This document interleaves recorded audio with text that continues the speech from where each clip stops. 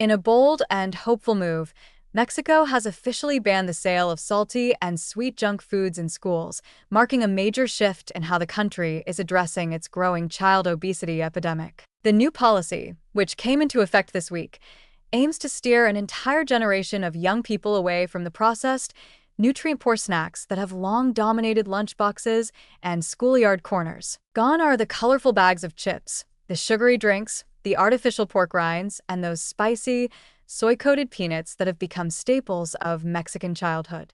In their place, schools are now required to offer healthier alternatives like simple bean tacos and plain drinking water. This isn't just about cutting calories. It's about reshaping food culture from the ground up, and that's why this matters. Mexico is one of the most overweight nations on Earth.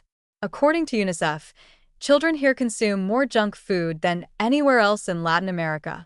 Processed foods and sugary drinks make up 40% of the daily calorie intake for many kids. 1 in 3 children in Mexico is already overweight or obese. The stakes couldn't be higher. But this new law represents something more than a nutritional guideline. It's a national statement.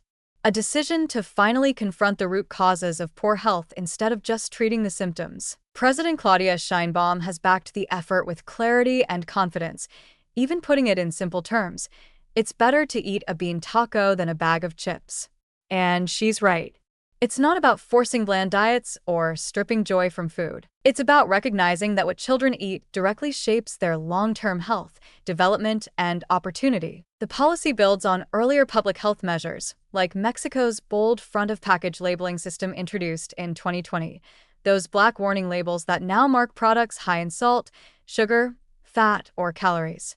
Under the new rules, any product with even one of these warning labels is banned from being sold in schools. And there's something incredibly powerful in that, because it signals to kids, parents, and communities that this isn't normal anymore, that a sugary drink shouldn't be more accessible than water, that nutrition isn't optional. It's foundational. Of course, the road ahead isn't without hurdles. Enforcement will be tricky, especially in a country where past bans have failed to stick. Many schools don't even have basic infrastructure like running water or electricity. Outside school grounds, street vendors still sell chips and candy with little regulation. Real change will require not just rules, but resources, better funding, consistent monitoring, and support for families and schools alike. And here's the warning.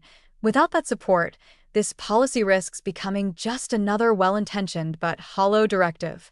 If healthier options aren't available, if clean water isn't on tap, and if enforcement is uneven, the junk food will find its way back in.